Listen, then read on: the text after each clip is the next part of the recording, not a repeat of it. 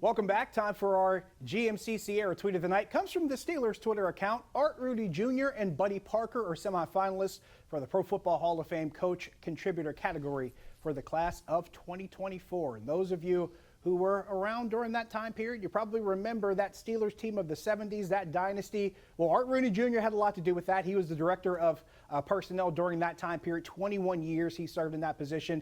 And check this out. Colin Dunlap joins me here. Between 1969 and 1974, the Steelers drafted 10 players, I should say drafted or signed as non-drafted free agents. 10 players who became eventual Hall of Famers, and 5 of them came in one rookie class in 1974. And Art Rooney Jr., in conjunction with guys like Bill Nunn Jr. and Dick Haley and Dan Rooney, had a lot to do with the building of that team. Yeah, and you had to, there was no internet, Josh. You had to beat the bushes, and you had to get out, and you had to scout, and you had to roll up your sleeves, and you had to just be better than other teams. Not everybody was privy to the same information. You had to mine for your information, and you had to find inroads. And, man, that Steelers staff at that point in time was so great. And especially in the HBCUs, too, in getting so many of those guys. And you have to give them so much credit. You just do. I was one of those people when Bill Nunn's candidacy and eventual induction was announced.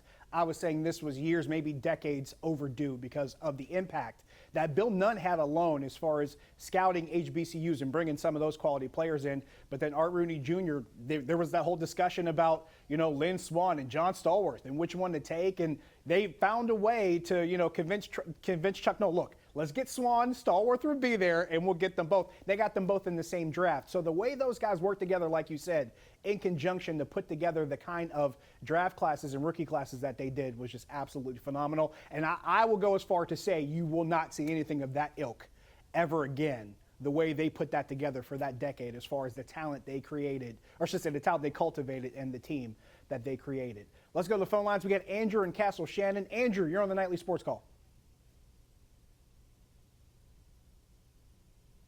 Hello, Andrew. Yes.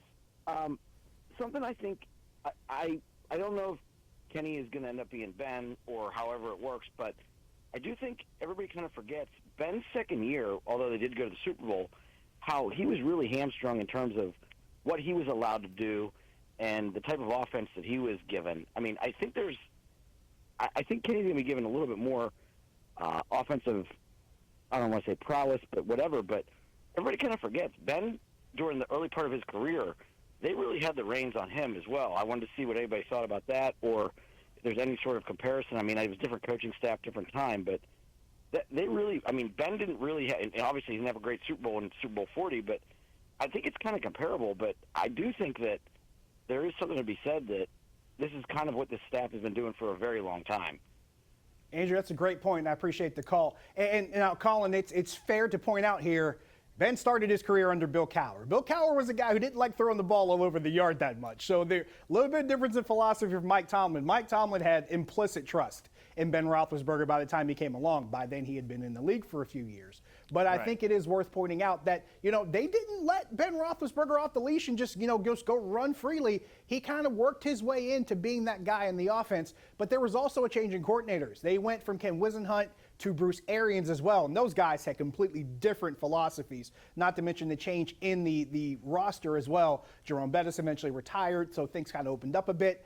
But the point still stands. I mean, you don't want to let a rookie quarterback just completely run free, because history has shown us the guys that have taken a little bit more time to develop probably end up better over time. The guys that get thrown out there so early, Colin, don't always swim. Sometimes they sink more often than they swim. Right.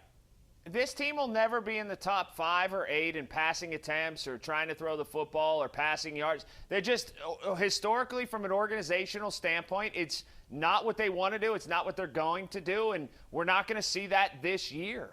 There's going to be a dedication to the run, and I don't think – and look, I don't think this team – I've said this a million times – functions best if Kenny Pickett is their best player on offense. I know it's a quarterback-driven league, but I feel that he's more of a point guard than he is a scorer. And that's the way I feel that this offense will run. That's all I want. I don't need Kenny Pickett because the question is about whether or not Kenny Pickett's going to be Ben. They're two different quarterbacks in my estimation. I don't think Kenny Pickett is the same kind of style of quarterback that Ben Roethlisberger is. I think Kenny Pickett understands that he is more of a distributor as far as, hey, find the ball with the guy who has the best chance to get you some yards in space and get out of the way. And honestly, if you want to go all the way back to 2016 at Pitt, that really was the essence of Matt Canada's offense. And Nathan Peterman carried that. Get the ball to the right guy and stay out the way. And I think Kenny Pickett will be good at doing that and also being able to identify when those right times are to make those decisions. We got Tom in Penn Hills. Tom, you're on the Nightly Sports Call. And also being able to identify when those right times. Tom, I need you to turn your TV down. What you got for me, Tom? I guess we got nothing for Tom. All right, in which case, here's what we'll do. We'll take a break. We'll come back. We got a couple tweets to read before we close out. We'll stick around here for a few moments. We will close it around. Stay with us.